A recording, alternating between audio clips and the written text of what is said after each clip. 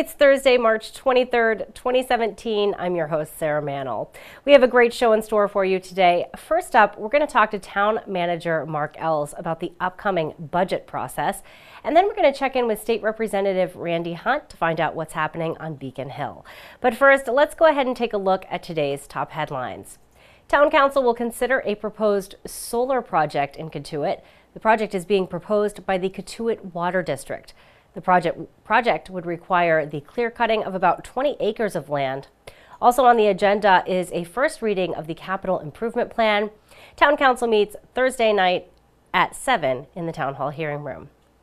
The Barnstable Land Trust is one step closer to preserving nearly 3.5 acres of land off Church Street in West Barnstable. Mark Robinson, the executive director of the Compact of Cape Cod Conservation Trust, urged the Conservation Commission to support that project at its meeting this week. We're here tonight to seek the Commission's support for an application by the Barnstable Land Trust to the Community Preservation Committee and ultimately to the Council requesting funds to help purchase the 3.47 acres at Church Street at the corner of Shaw's Lane and West Barnstable. This is an important parcel to acquire and preserve. It's a critical link in the Cape Cod Pathways walking trail system, and as you'll see from the information that was provided, that there is a trail that exists now on the property. It's been maintained informally by volunteers working with the Cape Cod Pathways, and so this would be getting the land into the public domain. The Barnstable Land Trust would own the property subject to a conservation restriction held by the town. The Conservation Commission voted unanimously to support that project. The Land Trust will next go before the Community Preservation Committee. The Planning Board will review a proposal to create a Gateway Medical District in Hyannis. The proposal would rezone a portion of the Medical Services Overlay District in Hyannis to allow more uses in that area. Also on the agenda is a proposal to expand the Marine Business District in Osterville. The Planning Board's next meeting is Monday, March 27th in the Town Hall hearing room. The Calmish Beach parking lot is getting an upgrade. The lot will be cleaned and will get a brand new asphalt pavement overlay and line striping. Work is expected to be complete by April 7th. That's, of course, weather permitting.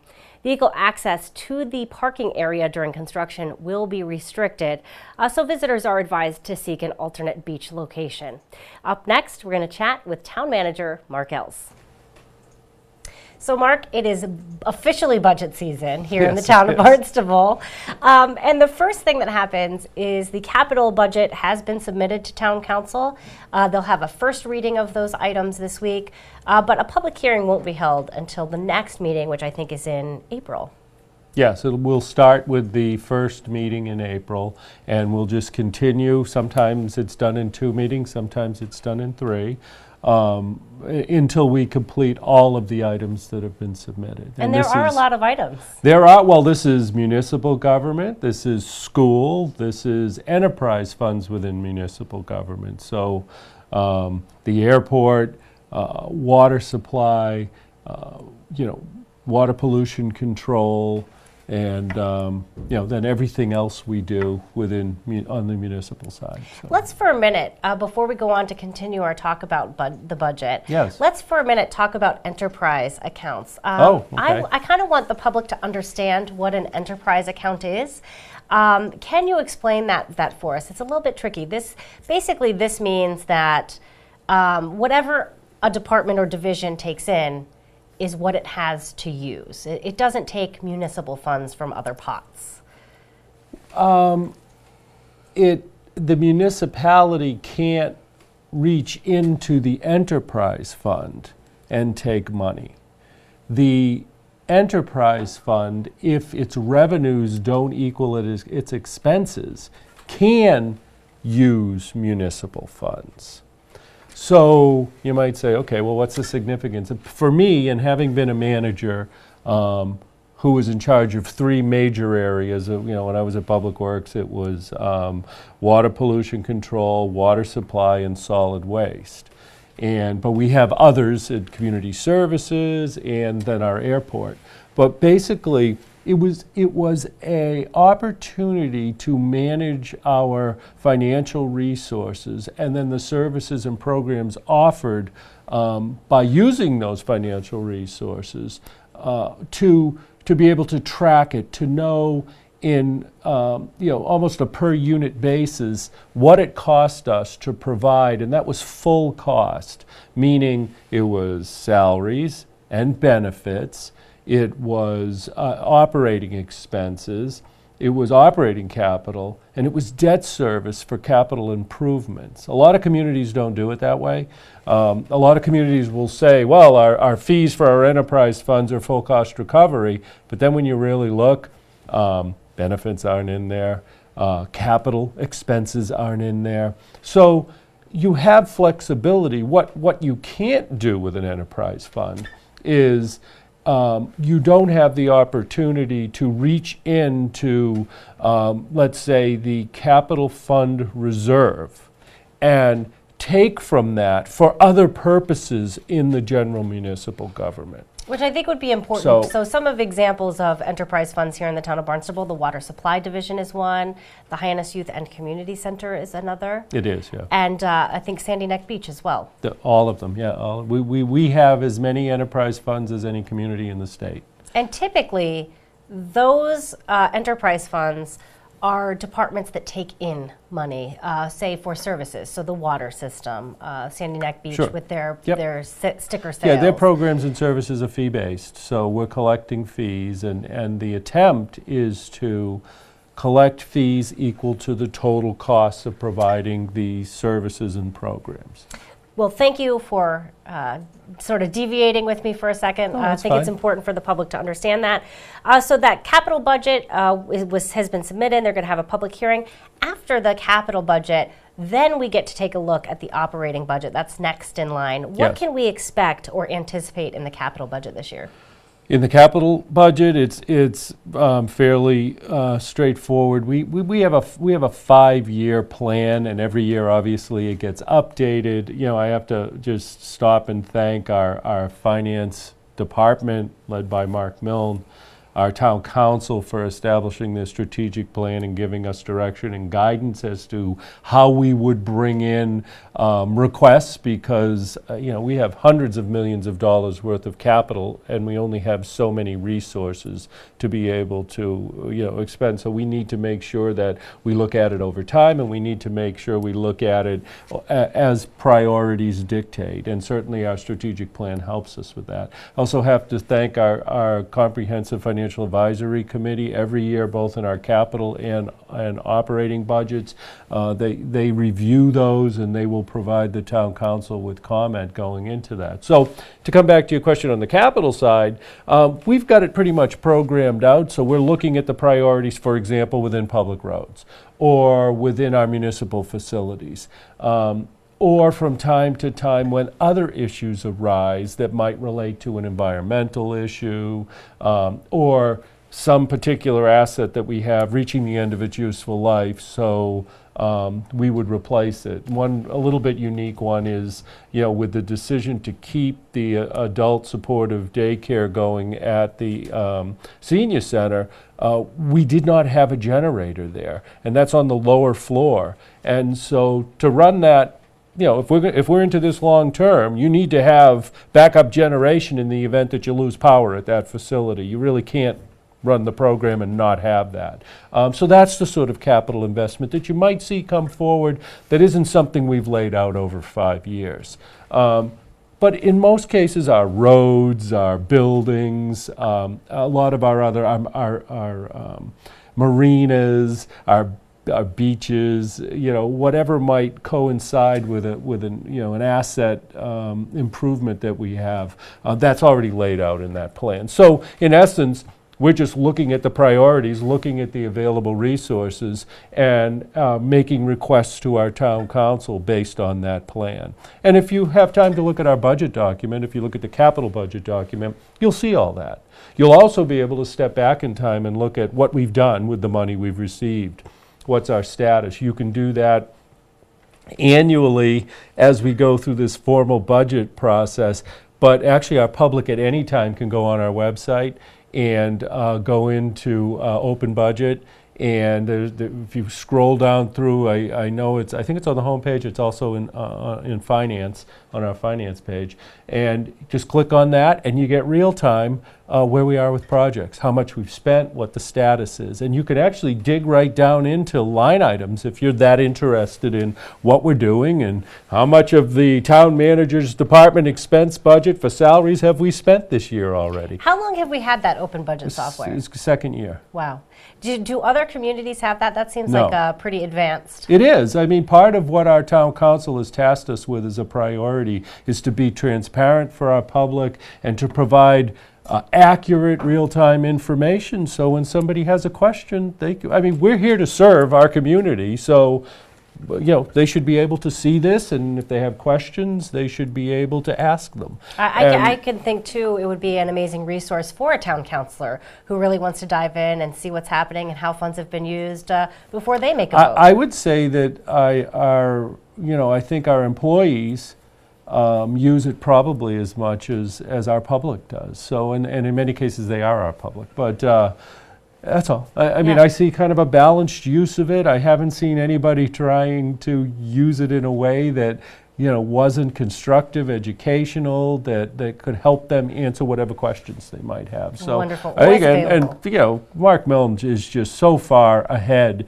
on so many issues relevant to municipal management and then specifically finance, that I just give Mark credit for bringing this forward and implementing it successfully. So, because you can go back and you can look at several years. It's not just FY17, you can go 15, 16, 17. You can look at what was done, and then we closed out the books on what we are doing, and then it's updated. Wow, such a great resource for residents here in the town of Barnstable.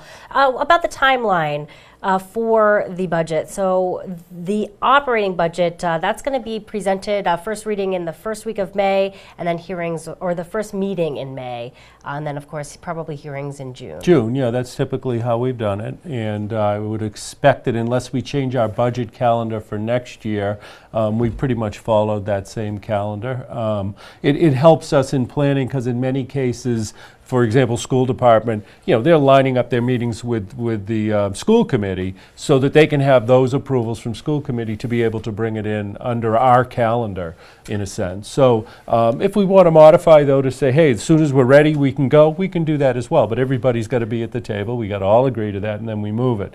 Operating budget will come out exactly as you said, usually the month of June, and the meetings by town council in June are focused on that budget. That's an opportunity where all of our departments bring in the budgets. They're approved, department by department by department. And so, we'll go through a similar sort of process there. From the, I don't know from the school side what the what major changes may be coming along. I know from the municipal side, when I stepped in as town manager, I saw some things that needed to be modified at our Youth and Community Center. I saw that some of the maintenance of a very complex system, actually a $25 million asset, wasn't where we wanted it to be. And so we've made some major changes there. So you'll see shifts from really a programmatic budget into a O&M, operation and maintenance budget. And I've done it from HYCC to the Department of Public Works. It's working very well. By Thanksgiving, we had done this, but I need to do it on paper budgetarily as well. But the difference is significant, both in our systems, in the cleanliness, in the response by our users. So that was exactly the intent of the change, and so we've done it, and we've been successful, and so that's a good thing. But it is a major shift of resources, and then control over those resources, but that's okay. Otherwise, not anything major within the operating budget. Looking at where in our regulatory services division, where building will fall in relationship to some of the other functions that department plays. And that's about it, and some shifting of resources. I mean, I don't think anything will be a big surprise, but certainly we're looking at where our needs are, and we're looking to take our resources and put them toward those prioritized needs. So if there's a theme, that would be the theme. I think the secondary theme is I want to engage all of our residents and absolutely our youth in what we do here in Barnstable. And so you'll see that through the HYCC, and you'll see that through other programming. Not to exclude our seniors or everybody else that's out there. And that, I think you'll see us even broaden this to, again, involve everybody in our community. So. Well, we thank you for the update. We know it's going to be a long and sometimes tedious process, but we appreciate the information and look forward to chatting with you again in the near future. Well, thanks for having me. Our guest today, Town Manager Mark Ellis. A big meeting was held in Plymouth this week to discuss the Pilgrim Nuclear Power Plant. We're going to learn more about that with State Representative Randy Hunt. A big meeting in Plymouth this week to tell us more about that and what was discussed about the Pilgrim Nuclear Power Plant. We have with us State Representative Randy Hunt. Randy, what can you tell me about the meeting that took place in Plymouth this week?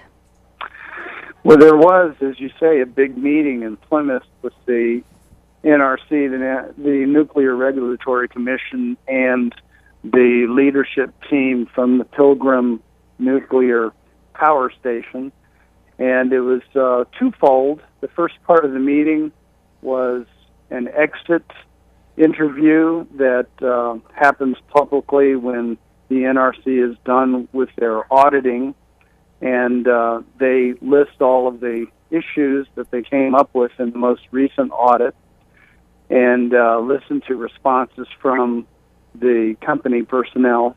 And the second part of it was an open forum for people from the public, including elected officials, to ask questions or make statements about the situation at the plant. The summary of the audits were that during the entire year of 2016, the NRC has a couple of people that are in the plant all the time, and they identified 23 different problems that were violations of regulations that the NRC has for running a nuclear plant. And then, because of one of those issues, which was a backup power generator that would have been crucial for a safe shutdown, being offline because of lack of maintenance, there was an additional audit that was done that started in late November and went through the end of January. And the NRC found 13 more violations of regulations, 7 of which were related to safety programs and continuous improvement. So all in all, there were a lot of issues that were brought up, and we as a delegation are just not convinced that the management at the plant is up to the task of fixing those problems and running it without problem for the next 2 years to their scheduled shutdown in 2019. Right. There have been many opponents to the Pilgrim Nuclear Power Plant who've been rather outspoken about some of these issues, and I'm sure those items that you mentioned listed the security issues that you listed, or dangers really. That's very troubling for these individuals. You guys actually have signed a letter now, or many of the Cape delegation have signed a letter to urge the shutdown beforehand, not to wait for that 2-year period. Yeah, that's correct. To be fair, all but one of these problems identified by the NRC was judged to be what they call green, which means that it's a relatively minor infraction. The one involving the backup generator has not been classified, but it is likely to be either white, which is the next critical level, or red, which is the most critical level. So there is reason to be concerned about that. Now, the letter that was read, that we all wrote, that was read by Rep. Sarah Peake last night, asked for Entergy, that runs the plant, to forego refueling the plant, which is coming up in a couple of months here, for the final 2 years of its operation, and go ahead and move on to shutting the plant down and starting the whole process of decommissioning that plant. One of the biggest problems that they might face is they have committed to providing the electricity that they would be generating over the next 2 years as part of the base load of what we use in Massachusetts to ISO New England, which is the grid operator. And if they renege on that promise, there is a penalty that's north of $100 million that they might be fined. We committed as a delegation to work with the governor and ISO New England to see if we could get that penalty waived so that the plant people that count all the beans and figure out what's going to be happening financially could commit to doing exactly what we asked, which is not to refuel and start the decommissioning.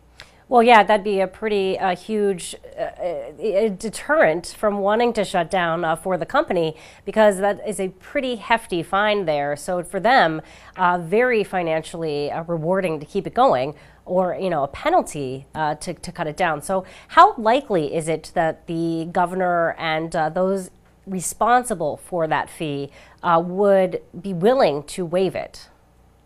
Well, to be candid, it's not very likely. But we wanted to present a potential alternative to what they may feel like is the necessity to continue running it for the next 2 years. And our primary question is simply this: what motivation does that leadership team at Pilgrim Nuclear Power Station have to embark on a higher level of continuous improvement programs relative to safety and operating that plant, when in a short 2 years they're going to be shutting the plant down by their own announcement? It just doesn't seem to us, and the NRC agreed that it normally takes from 3 to 6 years for that type of improvement program to take hold, that over the next 2 years there would be a lot of motivation to do that. That's what we're most concerned with, is that the plant will be just coasting along, hopefully with enough safety margin to where we don't have a problem, but unfortunately we're just being hopeful about that and not confident about that. Right, definitely a big concern. Thank you for joining us today and really giving us an update on how this meeting went, as well as what the delegation, most of the delegation, are working on here. We really appreciate it, Randy, and look forward to chatting with you again in the near future. I appreciate it, Sarah. You have a good week. Great, thanks so much. Okay, bye-bye. Bye-bye. Our guest this morning, State Representative Randy Hunt. Now let's find out what's happening around town in today's community calendar. You can watch the classic 1940 movie, The Philadelphia Story, at the Centerville Historical Museum this Saturday. The film features Cary Grant and Katharine Hepburn. Following the film, the film critic Anthony Ambrosio will lead a discussion about that. The event is free to attend. The movie begins at 2 o'clock this Saturday at the Centerville Historical Museum. Vietnam veterans will be recognized at the Barnstable Senior Center this month. The gathering commemorates the day the last American troops left Vietnam. All Vietnam veterans and their families are welcome to attend this event. It will be held Wednesday, March 29th at 1:30 at the Barnstable Senior Center. You can call the Senior Center to reserve your spot. The only board, committee, or commission meeting happening today, of course, is Town Council. Town Council will meet at 7 o'clock tonight in the Town Hall hearing room. Well, thanks so much for joining us today. We're going to be back tomorrow with another great show for you. Tomorrow, we're going to learn about a great lineup of events at the Cotuit Center for the Arts and so much more. For Barnstable Today, I'm Sarah Mantle.